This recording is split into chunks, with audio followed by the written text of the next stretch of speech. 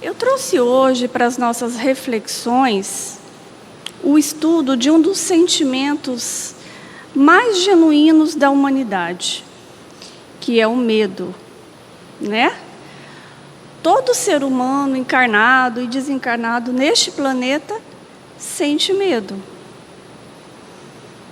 E aí nós temos uma citação de Romanos, capítulo 8, versículo 31, que nos diz o seguinte: depois disto, o que nos resta dizer? Se Deus está conosco, quem estará contra nós? Então, por essa afirmativa, nós sabemos que Deus está conosco. Se Deus está conosco, o resto não deveria nos importar. Não nos deveria trazer aquele sentimento de medo, de insegurança que muitas vezes nós sentimos. O medo, ele pode ser definido como um estado psíquico de inquietação constante, agitação ou impaciência diante de um perigo real ou imaginário. Então, esse sentimento, nós sabemos, como todos os sentimentos inerentes do ser humano, eles são nos úteis. Porque o medo racional, ele é saudável e necessário em nossa vida. Ele nos protege de nossa impulsividade e de nossos atos irrefletidos, principalmente nos primórdios da humanidade, né? Era uma questão mesmo de proteção, de conservação da vida, conservação da nossa saúde. Então, muitas vezes nós, com medo de adoecermos, a gente acaba criando hábitos alimentares mais saudáveis, praticando exercícios físicos, né? Quando nós temos receio, por exemplo, de fazer uma palestra como essa, a gente vai o quê? A gente vai estudar, a gente vai se preparar. Então, é um sentimento que é necessário ao ser humano. O problema é quando nós exageramos nesse sentimento, como todos os outros. No entanto, quando o medo é patológico, torna-se destrutivo e tem como resultado a imobilidade de nossas forças mais íntimas. Então, é normal que a gente tenha medo. Quem aqui não tem medo de alguma coisa? De repente é de um animal, é alguma fobia, é alguma situação. E ainda mais no momento em que nós estamos passando. Estamos aí atravessando uma pandemia, né, que atingiu o mundo todo. E isso nos trouxe a reflexão de quão frágeis nós somos. Frágeis no sentido do nosso corpo físico, que nós espíritas não sabemos que a fragilidade é do corpo físico, que o espírito ele é imortal. Mas como essa insegurança, esse medo, o que isso trouxe para nós? O que trouxe para a humanidade? O que a gente tem percebido, e os estudiosos do assunto, eles têm feito uma projeção do número de pessoas que vão adoecer psicologicamente, né? Vão criar ou vão desenvolver fobias em razão dessa situação que a gente está enfrentando hoje. Por isso que é importante nós, espíritas, a gente fazer uma reflexão, a gente ter a compreensão que é normal sentir medo, porque é um sentimento humano, é um sentimento inerente aos seres que aqui se encontram nesse planeta, um planeta ainda de provas e expiações. Então, nós não estamos num patamar evolutivo, ou pelo menos a grande maioria de nós, de não sentir medo. Uma situação ou outra nós vamos sentir, né? O medo envolve as pessoas e generalizadamente as impede de realizar as mínimas obrigações. Aí é que está o problema, é quando esse medo é generalizado. E a própria cultura, a nossa formação religiosa nos incube ao medo. Veja, por exemplo, a crença do pecado original da humanidade, segundo tal entendimento, e nós carregamos isso até hoje, resulta naturalmente no medo de Deus. Porque antigamente, antes da vinda de Jesus, nós temíamos Deus, éramos ensinados a temer a Deus. Deus era aquele ser distante, que precisava ser adorado, que precisava ser obedecido, caso contrário, o povo seria castigado. E esse medo, esse temor, ele foi utilizado para que fosse manipulado, para que a população fosse manipulada.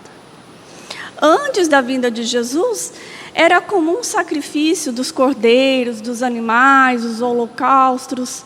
Caso nós fizesse aquilo, caso não se fizesse aquelas oferendas, seríamos castigados por Deus. Então havia um temor a Deus. E isso nós ainda trazemos do nosso dia a dia. Com a vinda de Jesus, Jesus nos mostrou um outro Deus. Um Deus Pai. Um Deus do qual a gente não precisava temer. Mas era um Deus que seria o nosso porto seguro. Seria aquele ser que nos criou, aquele Pai amoroso, gentil, que estaria ali para nos ajudar. E o Cristo, Jesus ainda ensinou a que a gente não temesse a morte. Ele nos ensinou que era apenas a morte do corpo físico. E depois ele se transfigurou para os apóstolos, dando testemunho, explicando a boa nova, explicando que o reino de Deus não era desse mundo, que na casa do Pai tem muitas moradas e que nós iremos compartilhar dessas outras moradas, nessas outras vivências.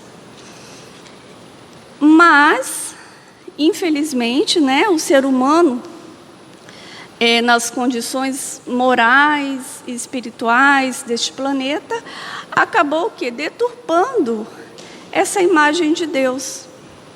E aí se criou uma outra historinha. Olha, tem esses mandamentos aqui que devem se cumprir, se você não cumprir, você vai para o inferno. Aí criou-se aquele medo do inferno, aquela situação das penas eternas. Como se nós não tivéssemos chance, como se nós não tivéssemos regeneração, possibilidade de regeneração. Como se Deus realmente fosse aquele Deus cruel do Antigo Testamento. E aí veio a doutrina espírita, para nos reensinar, religar ao cristianismo original, aos ensinamentos de Jesus. E aí a doutrina espírita, ela vai o quê? Vai clarear, vai reforçar, vai esclarecer aquilo que Jesus não tinha condições de nos dizer naquele momento que ele estava aqui, em razão da nossa incapacidade de compreensão. E aí nós temos aqui um trecho da obra do Kardec, do livro Céu e Inferno, primeira parte, capítulo 2, item 10, que ele vai falar justamente o quê? Dessa contribuição que a doutrina espírita trouxe para a humanidade, a partir do momento que ela esclareceu a questão da reencarnação, da vida após a morte do corpo físico, para que a gente conseguisse tirar esse temor, para que a gente conseguisse ver Deus como Ele realmente é, o nosso Pai. E diz o seguinte: a doutrina espírita transforma completamente a perspectiva do futuro. A vida futura deixa de ser uma hipótese para ser realidade.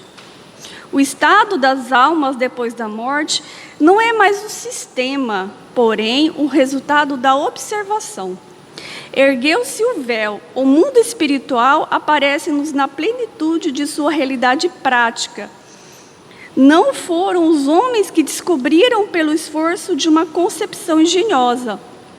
São os próprios habitantes deste mundo que nos vêm descrever sua situação. Então, a doutrina espírita, com essa comunicação com os espíritos, a gente compreendeu melhor como seria essa vida espiritual que Jesus mencionou, nos trazendo detalhes de como é a vida além túmulo.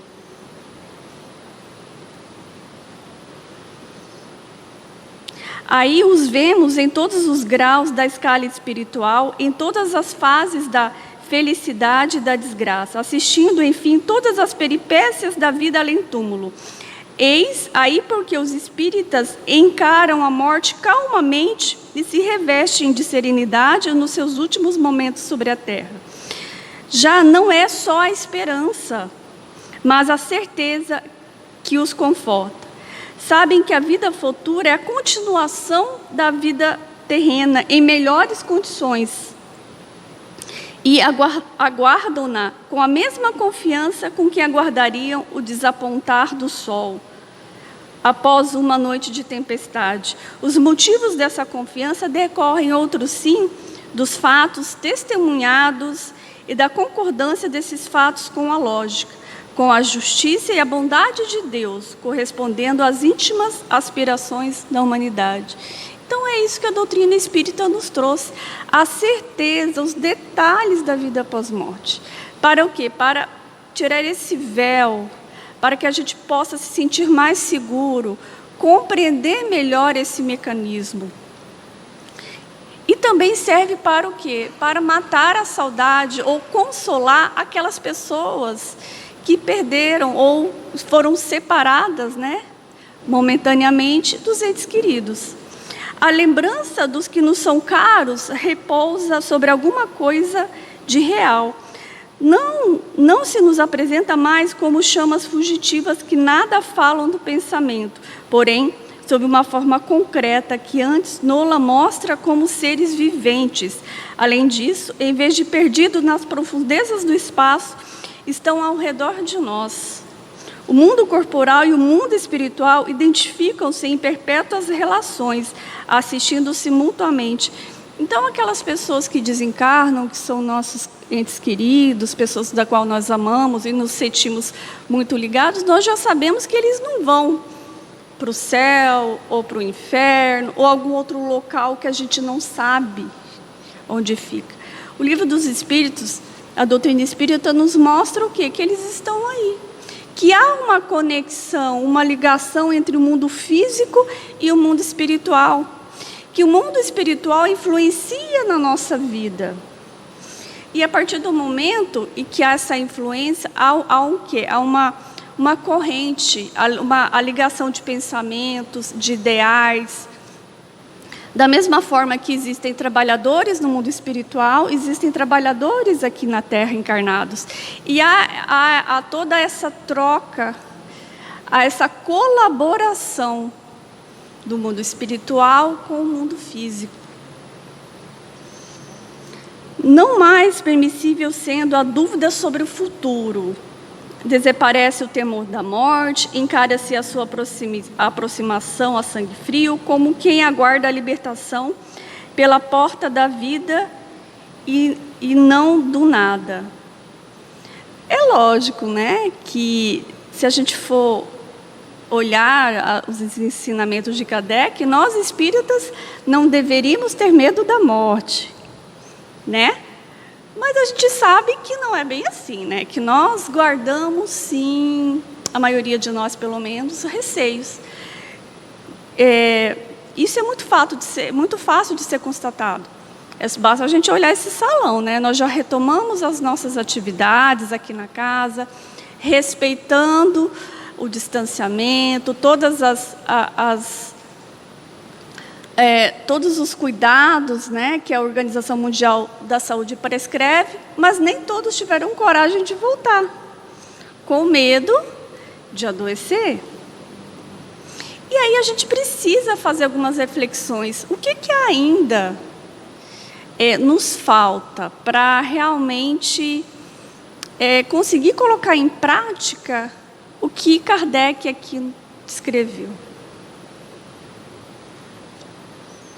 Apesar do consolo e dos esclarecimentos, ainda trazemos medos. Podemos analisar os chamados medos dos espíritas. Quais são os medos que nós espíritas trazemos? Porque nós temos a compreensão de que alguns medos, algumas situações que nós temos fobia, ou nós temos um medo intenso, elas podem ser resquícios de quê? De reencarnações passadas. São situações que marcaram o nosso psique de tal forma que muitas vezes a gente, quando entra em contato com uma situação similar, a gente sente no nosso íntimo. Então tem gente que tem fobia de altura, de andar de avião. É compreensível. Por quê? Porque a nossa psique, ela ainda precisa ser o quê? Trabalhada. E qual que é a forma da gente conseguir fazer isso? Primeiro, é da forma que nós estamos fazendo aqui hoje, é estudando. é compreendendo, é não nos cobrando, porque muitas vezes a gente fala, nossa, mas por que eu estou com medo de adoecer? Eu sei que eu sou um ser imortal, eu sei que isso aqui é só um corpo físico, mas a gente fica aquele sentimento. Mas é compreensível, porque nós somos ainda seres que estamos caminhando, seres que ainda estão aí lutando para atingir um grau de evolução. E nós vamos chegar nesse patamar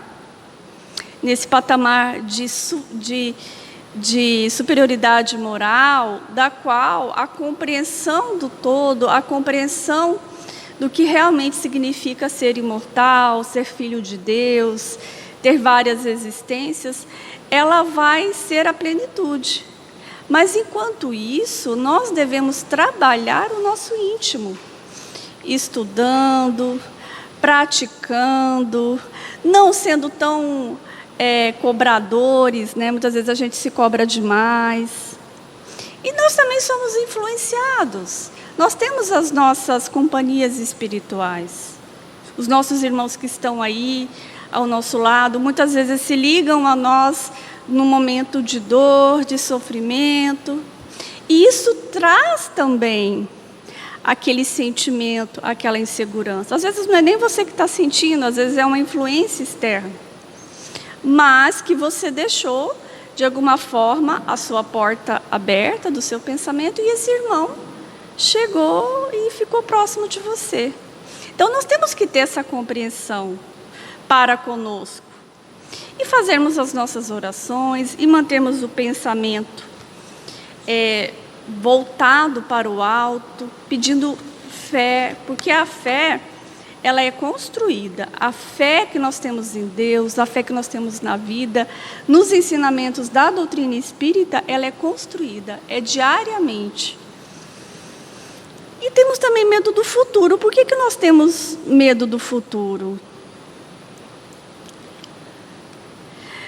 Porque quando a gente se torna espírita, ou quando a gente começa a estudar a doutrina espírita, a gente também começa a ter uma compreensão dos motivos pelos quais, das dificuldades pelas quais eu tenho aqui nessa existência. Então, se eu tenho alguma dificuldade com um parente próximo, com um companheiro, eu sei, pelo estudo que a doutrina já me proporcionou, que é uma oportunidade de nós dois, ou aquele grupo familiar, resgatar alguma pendência que ficou para trás. E aí a gente começa a questionar, nossa, mas será que eu vou conseguir superar? Será que eu vou conseguir me reconciliar com aquela pessoa? E às vezes essa cobrança, essa insegurança, ela acaba muitas vezes atrapalhando os nossos relacionamentos.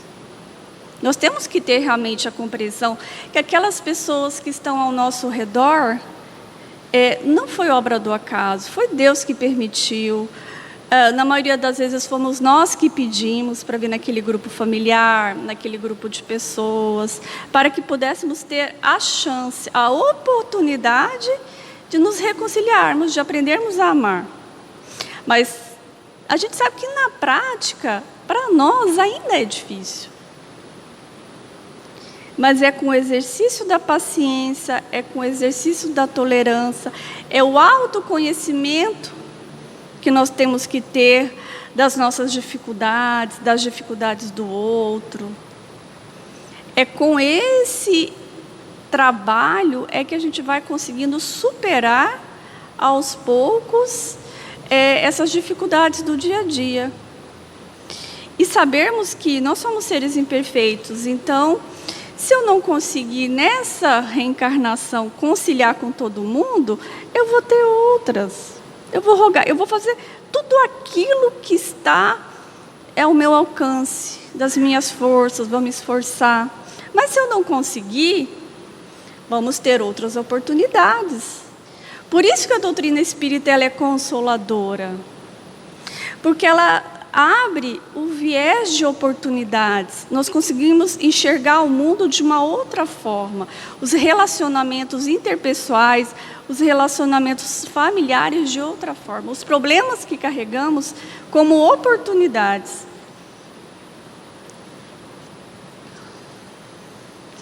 E nós também não devemos ter medo do que a gente pode chamar de destino. Porque nós, enquanto espíritas, nós sabemos que o destino é construído por todos nós, que nós somos herdeiros de nós mesmos e que o meu futuro vai depender do quê? Do esforço que eu estou fazendo hoje. Eu estou me esforçando hoje para que a minha realidade, os meus relacionamentos, eles sejam melhores. Se eu estou me esforçando, eu vou ter a oportunidade de ter um outro tipo de realidade no futuro. Muitas vezes nessa própria encarnação, nessa própria existência.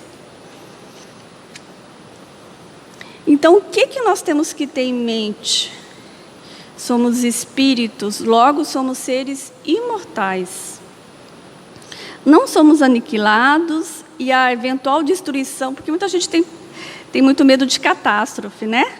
Nós, quando somos espíritas, nós sabemos que a eventual destruição do planeta pela ação humana não nos deixará sem morada.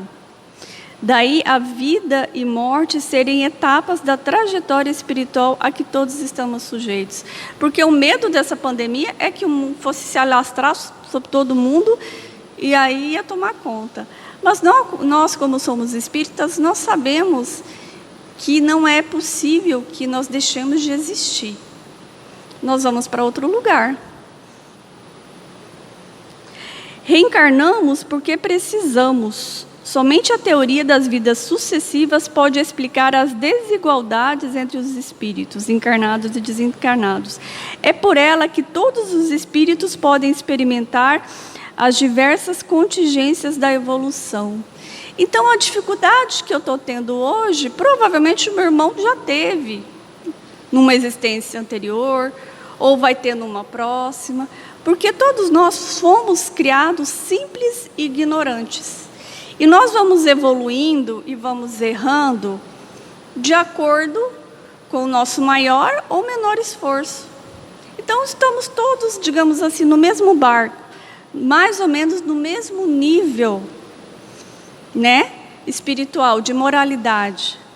Alguns com problemas em determinadas áreas, outros em outras áreas, mas estamos todos no mesmo barco, na mesma situação.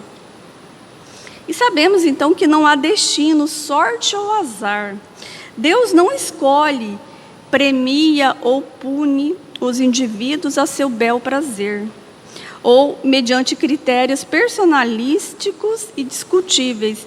Deus não castiga, nem recompensa. Nós é que recebemos o efeito daquilo que praticamos. Somos sempre o resultado de nós mesmos. As lutas que travamos são sempre contra nós mesmos. Nós não estamos lutando com o nosso próximo, a luta é travada no íntimo de cada um. E a doutrina, ela traz essa responsabilidade para nós. Porque se a gente for analisar, é muito mais fácil a gente colocar a culpa da nossa imperfeição, a culpa dos nossos erros em terceiros. A doutrina espírita nos ensina não. A responsabilidade é sua. O mal é o mal que nós carregamos dentro do nosso coração. É a nossa dificuldade de amar, de perdoar. O passado espiritual de cada um, por certo, é composto de erros, limitações, dívidas, mas a justiça e a contabilidade divinas que administram nossas idas e vindas sob diferentes roupagens não são baseadas em automatismo ou abordagens cartesianas, do tipo pagar na mesma moeda. A gente sabe que não é assim. A dinâmica das leis espirituais comporta um mecanismo perene e perfeito de dar a cada um segundo as suas obras. Então a gente recebe de acordo com as nossas obras. E Deus é tão misericordioso que Ele não permite que a gente se cobre de uma vez. Porque muitas vezes a gente não tem condições de, numa única encarnação, resgatar todos os nossos erros. Então, Ele permite que a gente, a cada nova existência, a gente consiga resgatar um pouquinho da nossa dívida, de acordo com a nossa capacidade de compreensão, de acordo com a nossa maturidade espiritual. A partir do momento que eu vou evoluindo, que eu vou adquirindo mais maturidade espiritual, aí o mundo espiritual, os nossos benfeitores, eles vão permitindo que a gente dê os passos mais largos, que consiga resgatar dívidas maiores, mas sempre de acordo com a nossa capacidade de resolução. O presente, a vida física, nos direciona à necessidade de agirmos como pessoas encarnadas, vivenciando as experiências do ser material, mas com a atenção às questões de natureza espiritual, tal como asseverou Jesus, viver no mundo sem ser do mundo. O que significa isso? Que enquanto encarnados nós estamos sujeitos a todas as situações desse planeta. E esse planeta, ele foi projetado, esse corpo físico que nós carregamos, ele foi projetado sob medida para nós, para que tenhamos todos os instrumentos necessários para a gente conseguir evoluir.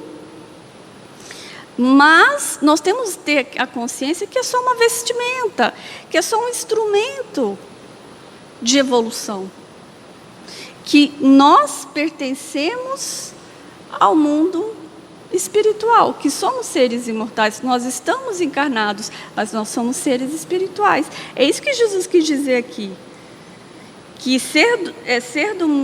viver no mundo, mas não ser do mundo, porque essa aqui não é a nossa morada, é uma morada temporária. E aí, para complementar esse estudo, eu trouxe desse livro 5 Minutos com Chico Xavier, uma mensagem. O autor é José Carlos de Luca. É a lição titulada Confia em Deus. Aí traz uma citação do Espírito Meimei.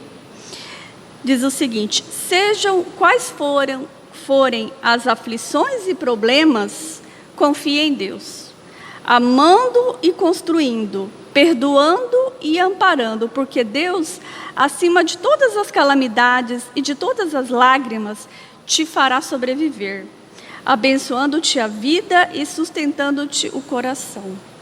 E aí o autor faz um pequeno comentário a respeito dessa citação. Jesus nos apresentou Deus como um Pai amoroso. Estou falando não apenas do Pai de Jesus, mas de nosso Pai. Sim, você não é um filho sem pai. Você não está abandonado no mundo. Seu pai não sumiu, não desapareceu como fazem muitos pais terrenos. Tão logo tomam conhecimento de que a companheira está grávida. Deus honra a paternidade que Ele assumiu quando nos criou. Exatamente neste momento, Deus está com a sua certidão de nascimento em mãos. Está procurando com você, está preocupado com você, está pensando em como lhe ajudar. Ele o ama, você não precisa conquistar o amor de Deus, você já o tem. Seu pai é Deus, conhece você pelo nome, sabe até a quantidade de fios que tem em sua cabeça. E sendo Ele o Criador do universo, está acima de todas as tragédias humanas. E não deixará que você se torne um derrotado. Mas, para isso, você precisa confiar nele e prosseguir seu caminho, fazendo sempre o melhor ao seu alcance. Jesus não recusou a própria cruz. Chico Xavier enfrentou enormes testemunhos. Todos os grandes benfeitores da humanidade passaram por muitas dificuldades, mas todos sabiam que o sofrimento compensava a vitória que os aguardava. Eles sabiam que o sofrimento com Deus é a véspera da alegria. Então tenhamos essa confiança. E quando a gente sentir medo, é normal sentir medo, todos nós sentimos. Mas tenhamos a confiança em Deus, que Deus está conosco, que Jesus está no comando desse planeta, que nós não estamos simplesmente jogados aqui. Foi todo um planejamento, todo um cuidado para com a nossa vida, com a nossa existência. E nos momentos de dificuldade, de medo, de tristeza, de desânimo, vamos orar a Deus, pedir força, revigorar as nossas energias, Porque Jesus não prometeu que iria carregar a nossa cruz. Ele falou: pegue a sua cruz e segue-me.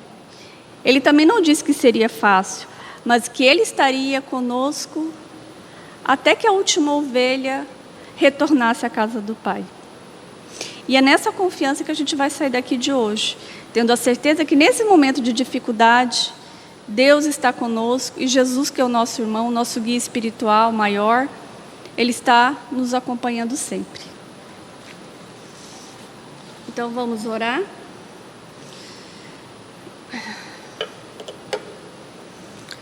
Senhor Jesus, gratos que somos pelo seu ensinamento, pela sua luz, pelo seu testemunho. Deus Pai Todo-Poderoso, nosso Criador, nosso Pai amoroso e bondoso, rogamos a Ti que fortaleça os nossos corações nos momentos de dificuldade, de dor, sofrimento e medo. Que possamos sair dessa atual encarnação muito melhores do que aqui chegamos. Que o Senhor derrame as suas bênçãos nesta casa, a todos os trabalhadores, encarnados, desencarnados, a todos aqueles que, como nós, viemos aqui buscar o remédio, que é a palavra, é o ensinamento, é o seu amor.